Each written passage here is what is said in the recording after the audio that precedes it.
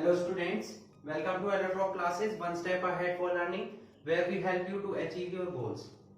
Students, आज का हमारा टॉपिक है रेजोनेंस। रेजोनेंस के बारे में हम पढ़ेंगे इस टॉपिक में, ठीक है। और resonance structures, resonance hybrid means complete discussion होगा आज हमारा रेजोनेंस पर बेस्ड होगा, ठीक है। तो रेजोनेंस क्या होता है? रेजोनेंस एक फिनोमेना है, ठीक है। इसको हम एग्जांपल की हेल्प से समझते हैं तो आपको जल्दी समझ में आएगा। हम यहाँ पर मैंने आपको लुईस स्ट्रक्चर्स नोट करनी सिखाई है, ठीक है। प्रीवियस लेक्चर में हमने लुईस स्ट्रक्चर्स के बारे में डिस्कशन किया था, तो आई होप आपने वो लेक्चर देखा होगा। अगर आपने वो लेक्चर नहीं देखा है तो उसका लिंक आपको डिस्क्रिप्शन बॉक्स में मिल जाएगा, वहां जाकर आप लुईस स्ट्रक्चर्स बनाना सीख सकते हैं, ठीक है। जब आपको लुईस स्ट्रक्चर्स बनानी आ जाएंगी तभी आपको रेजोनेंस क्लियर होगा, ठीक है। मींस रेजोनेंस के लिए लुईस स्ट्रक्चर्स या लुईस डॉट स्ट्रक्चर सीखना बहुत इंपॉर्टेंट है, ठीक है। तो रेजोनेंस स्ट्रक्चर यहाँ हम एक एग्जांपल लेते हैं, ओजोन का ले लेते हैं एग्जांपल। देखिए ओजोन की रेजोनेंस स्ट्रक्चर में यहाँ ड्रॉ कर रहा हूं।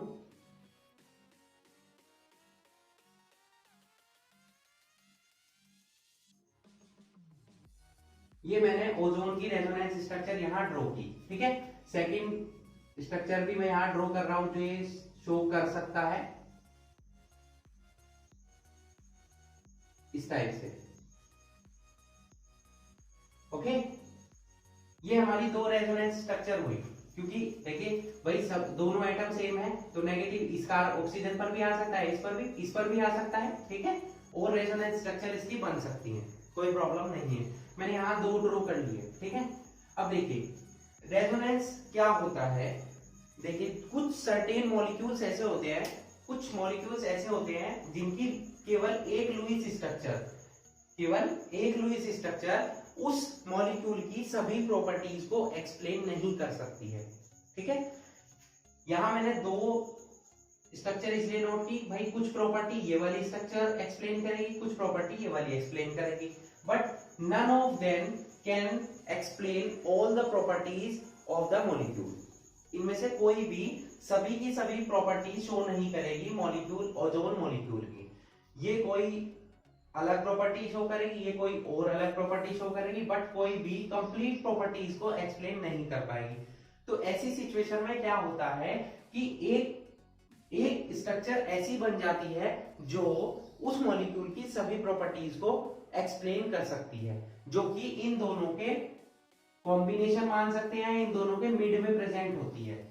उस स्ट्रक्चर को हम क्या बोलते हैं? Resonance hybrid. जैसे कि इन दोनों का रेजोनेंस हाइब्रिड हम यहां बना देते हैं, ठीक है। ये है यहाँ पर, ये यहाँ पर हो गया ऑक्सीजन, यहाँ डॉटेड लाइंस के थ्रू हमने ऐसे शो किया, ऐसे शो किया, तो ये हमारा क्या हो गया? रेजोनेंस हाइब्रिड हो गया, जो इन दोनों का क्या हो गया? मिक्सचर। जैसे हाइब्रिडाइजेशन पढ़ाया था मैंने आपको, तो दोनों का मिक्सचर क्या बन गया? ये रेजोनेंस हाइब्रिड बन गया, क्लियर। तो रेजोनेंस हाइब्रिड बनना और ये दोनों हमारी क्या है? ये दोनों है हमारी रेजोनेंस स्ट्रक्चर्स, या इन्हें ही हम बोल सकते हैं कैनोनिकल स्ट्रक्चर। क्या बोल सकते हैं?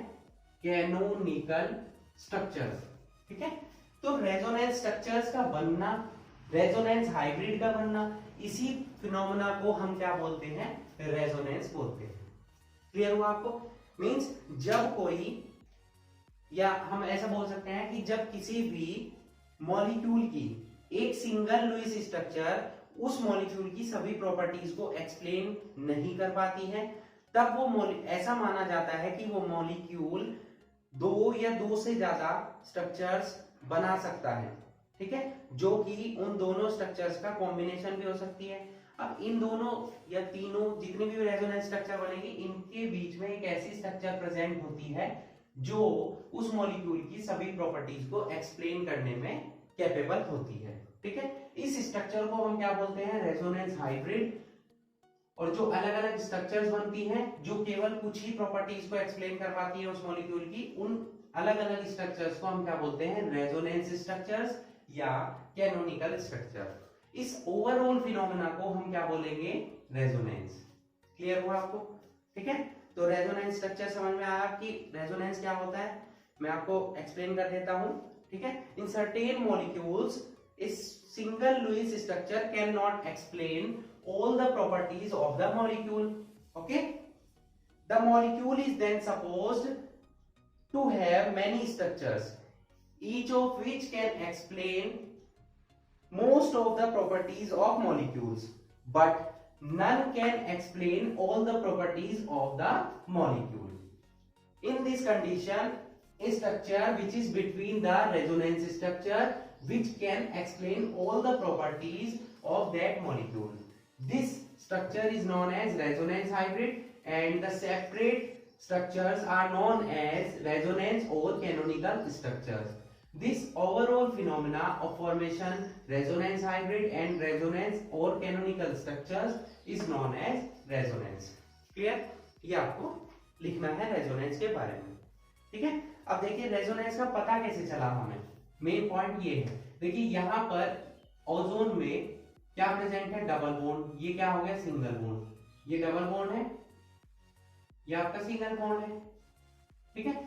डबल बॉन्ड की ऑक्सीजन ऑक्सीजन के बीच में जो डबल बॉन्ड बनता है उसकी लेंथ होती है 121 पिकोमीटर। जो सिंगल बॉन्ड बनता है वो उसकी लेंथ होती है 148 पिकोमीटर।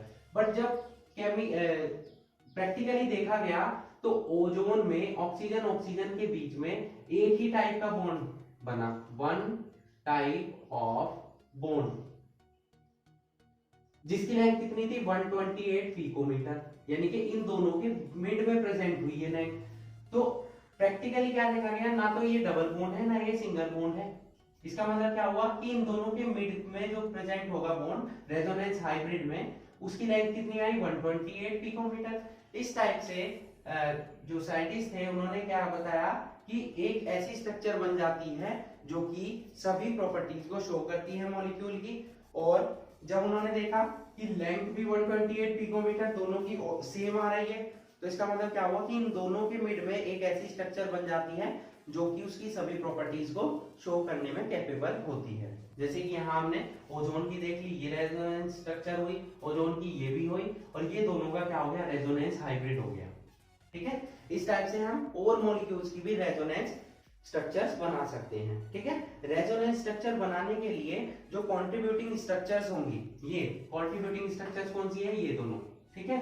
इनका रेजोनेंस क्या होना चाहिए, रेजोनेंस स्ट्रक्चर में ये सेम पोजीशन पर होने चाहिए, एटम्स की पोजीशन सेम होनी चाहिए, same number of unpaired electrons होने चाहिए। जैसे कि आप यहाँ देख सकते हैं भाई, यहाँ से यहाँ तक ऑक्सीजन आयंस चेंज हुए हैं बट पोजीशन चेंज नहीं हुई है, ठीक है। Number 1 point. नंबर 2 पॉइंट कि इलेक्ट्रॉन पेयर यहाँ 1 था, यहाँ भी 1 है, यहाँ 3 है, 3 है, यहाँ 2 है, यहाँ भी 2 है। तो इस टाइप से इलेक्ट्रॉन पेयर्स भी चेंज नहीं हुए हैं। इन दोनों की एनर्जी क्या होनी चाहिए, सेम होनी चाहिए, मतलब एनर्जी सेम हो, अनपेयर्ड इलेक्ट्रॉन सेम हो, पोजीशन सेम हो, तभी आप क्या कर सकते हैं, रेजोनेंस स्ट्रक्चर्स नोट कर सकते हैं और उसकी हेल्प से क्या बना सकते हैं, रेजोनेंस हाइब्रिड बना सकते हैं, ठीक है। ये तो हमने सीखा ओजोन का रेजोनेंस स्ट्रक्चर। अब हम किसी और रेजोनेंस स्ट्रक्चर को देख लेते हैं। सपोज हम NO2 की स्ट्रक्चर बना रहे हैं, ठीक है। तो इसके लिए पहले लुईस स्ट्रक्चर ड्रॉ करनी होगी। लुईस स्ट्रक्चर के लिए आपको लुईस स्ट्रक्चर वाली वीडियो देखनी होगी, जिससे कि आपको लुईस स्ट्रक्चर एक्सप्लेन हो जाएगा, ठीक है, कैसे आप लुईस स्ट्रक्चर ड्रॉ कर सकते हैं मॉलिक्यूल्स की, ठीक है। अब NO2 की लुईस स्ट्रक्चर अगर हम ड्रॉ करें तो वो कुछ इस टाइप की आती है, यहां पर इस टाइप की रेजोनेंस स्ट्रक्चर वो शो करता है NO2, ठीक है। ये NO2 की रेजोनेंस स्ट्रक्चर हुई, क्लियर हुआ। अब इसी में और रेजोनेंस स्ट्रक्चर कैसे बन सकती है, मान लीजिए फर्स्ट है हमारी, कैसे बन सकती है, देखिए ऑक्सीजन मोर इलेक्ट्रोनेगेटिव है, ऑक्सीजन क्या है, मोर इलेक्ट्रोनेगेटिव है। तो यहां पर जो ये डबल बॉन्ड है इसको ये इलेक्ट्रॉन को अपनी तरफ शिफ्ट कर सकता है। चलिए अपनी तरफ इसने इलेक्ट्रॉन शिफ्ट किए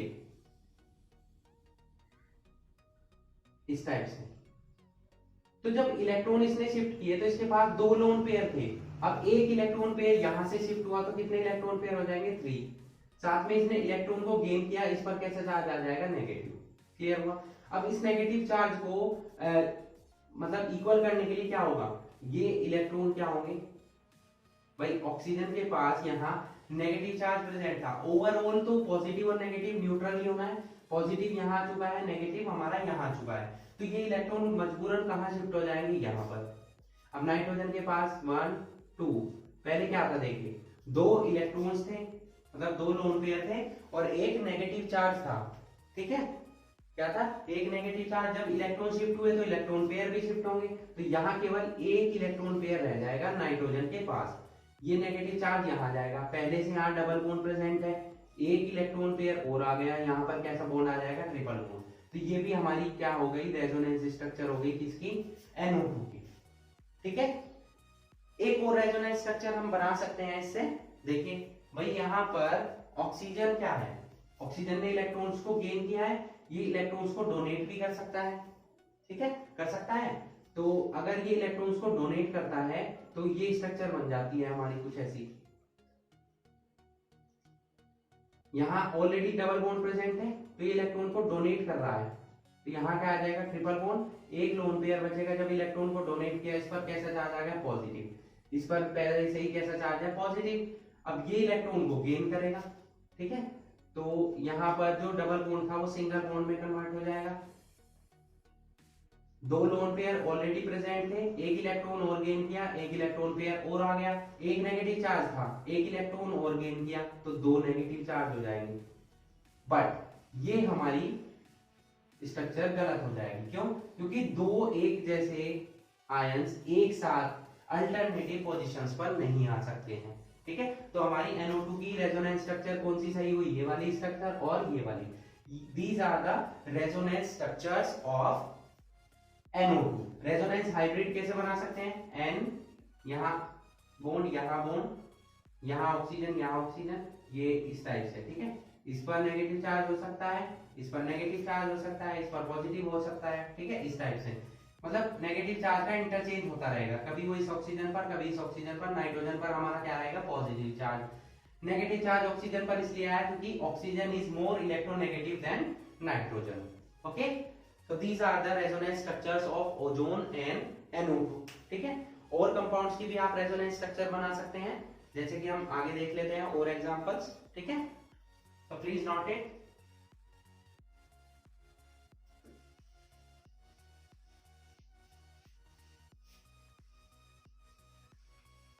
रेजोनेंस फिनोमेना आपका काफी इंपॉर्टेंट है और ये आपके लिए 12th में, क्लास 12th में और इन फ्यूचर एग्जाम्स IIT में काफी इंपॉर्टेंट रहता है, ठीक है। नेक्स्ट देख लेते हैं हम कार्बोनेट आयन की स्ट्रक्चर, ठीक है। CO3, देखिए कार्बन ऑक्सीजन, ये हमारी क्या है, रेजोनेंस स्ट्रक्चर है CO3 डबल नेगेटिव की, ठीक है, यानी कि कार्बोनेट आयन की। अब यहाँ पर ऑक्सीजन के पास क्या होते हैं, दो लोन पेयर, क्योंकि ये डबल बॉन्ड बना चुका है। यहाँ दो लोन पेयर होते हैं, बट एक नेगेटिव चार्ज की वजह से एक इलेक्ट्रॉन पेयर और आ जाता है यहाँ पर, इस टाइप से। अब ये इंटरचेंजिंग होती रहेगी, कैसे, देखिए रेजोनेंस स्ट्रक्चर कैसे बनेगी, इस टाइप से। भाई ये नेगेटिव चार्ज है, ये यहाँ शिफ्ट हो सकता है, ठीक है। जब ये यहाँ शिफ्ट होगा तो क्या होगा, डबल बॉन्ड का जो इलेक्ट्रॉन पेयर्स है, डबल बॉन्ड के जो इलेक्ट्रॉन पेयर्स हैं वो दूसरी पोजीशन पर शिफ्ट होंगे, यहाँ क्या आ जाएगा, डबल बॉन्ड आ जाएगा, तो ये इलेक्ट्रॉन पेयर यहाँ शिफ्ट हो जाएगा, इस टाइप से, ठीक है। तो सेकंड क्या बन सकती है हमारी, यहाँ सिंगल बॉन्ड आ जाएगा, ऑक्सीजन के पास दो लोन पेयर थे, एक इलेक्ट्रॉन पेयर और आ जाएगा और नेगेटिव चार्ज, ये यहाँ शिफ्ट हुआ तो यहाँ क्या आ जाएगा, डबल बॉन्ड, और लोन पेयर कितने रह जाएंगे, दो। ये वाली पोजीशन एज इट इज रही अब की बार, ठीक है, इस टाइप से। या आप इलेक्ट्रॉन्स को ऐसे शो कर लीजिए, 1 2 3 4 5 6 negative charge as it is रही है। ये यहाँ शिफ्ट हुआ डबल बॉन्ड, अब देखिए डबल बॉन्ड यहाँ आ गया, नेगेटिव चार्ज वहां चला गया।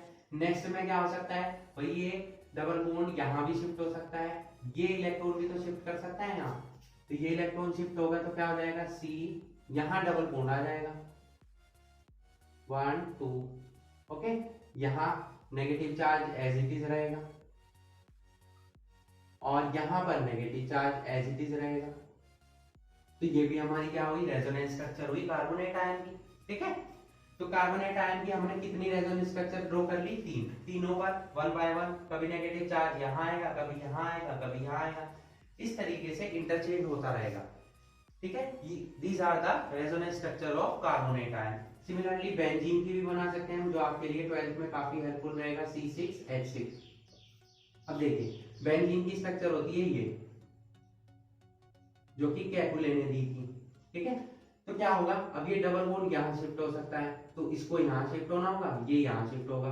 कैसे, देखिए इस टाइप से, ये डबल बॉन्ड यहाँ शिफ्ट हुआ तो यहाँ आ जाएगा डबल बॉन्ड, ये यहाँ शिफ्ट हुआ तो यहाँ आ जाएगा, ये यहाँ शिफ्ट हुआ तो ये आ जाएगा।